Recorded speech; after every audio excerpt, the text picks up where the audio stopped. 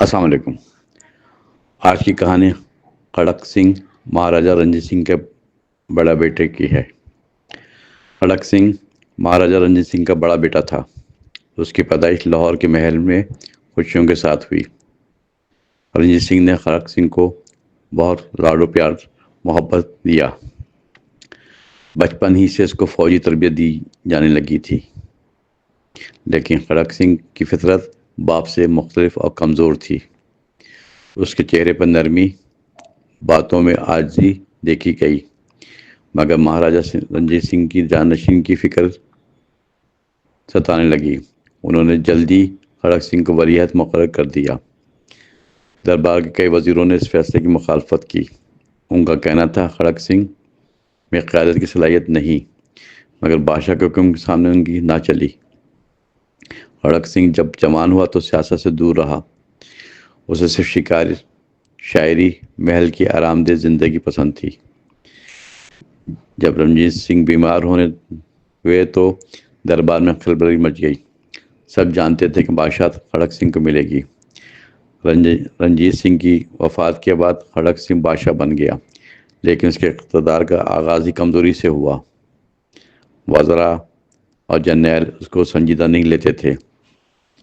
فوج میں بدلی اور دربار میں سازشیں بڑھنے لگیں۔ مہاراجہ کھڑک سنگھ تنہا اور کمزور ہوتا چلا گیا۔ اس کے وزیر اعظم دیہان سنگھ نے اقتدار سنبھال لیا۔ دیہان سنگھ چلاک اور موقع شناس سیاستدان تھا۔ وہ کھڑک سنگھ کے نام پر سب فیصلے خود کرنے لگا۔ بادشاہ صرف کاغذ پر بادشاہ رہ گیا تھا۔ ملک کی حالت روز بروز خراب ہوتی جا رہی تھی۔ کھڑک سنگھ نے اپنے محل میں قید ہو کر رہ گیا۔ اسے صرف نام کا بادشاہ کہا جانے لگا۔ ادھر سکھ فوج میں بھی بغاوت کے آثار نمودار ہونے لگے۔ فوجی جنرل کھڑک سنگھ کو کمزور اور بے اختیار سمجھتے تھے۔ انہوں نے کھڑک سنگھ کی جگہ نئے وارث کی سازش کی۔ کھڑک سنگھ کا بیٹا نونہال سنگھ انقلابی خیالات رکھتا تھا۔ دربار میں رفتہ رفتہ نونہال سنگھ کا اثر بڑھنے لگا۔ لوگ امید کرنے لگے کہ وہی تخت سنبھال لے گا۔ دیہان سنگھ نے کھڑک سنگھ کو محل میں قید کر دیا۔ نونہال سنگھ کو ظاہری طور پر ولی عہد بنا دیا گیا، مگر اصل اقتدار دیہان سنگھ اور جرنیلوں کے پاس تھا۔ کھڑک سنگھ دن بدن بیمار ہو گیا، تنہا ہوتا گیا۔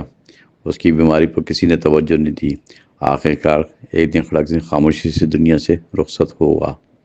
نہ عوام کو خبر ہوئی، نہ دربار نے سوگ منایا۔ اس کی موت پر صرف رسمی دعا کی گئی۔ کھڑک سنگھ کی زندگی ایک خاموش مظلوم بادشاہ کی کہانی ہے، جسے اقتدار ملا مگر اختیار اور طاقت نہ ملی۔ اس کی موت بھی زندگی کی طرح بے رنگ ادھوری رہی۔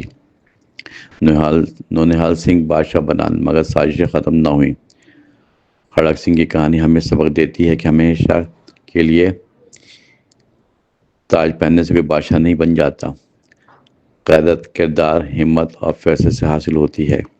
کھڑک سنگھ کی زندگی ایک بادشاہ کی خاموش شکست ہے۔ محل کی دیواروں میں اس کی آہیں آج بھی گونجتی ہیں۔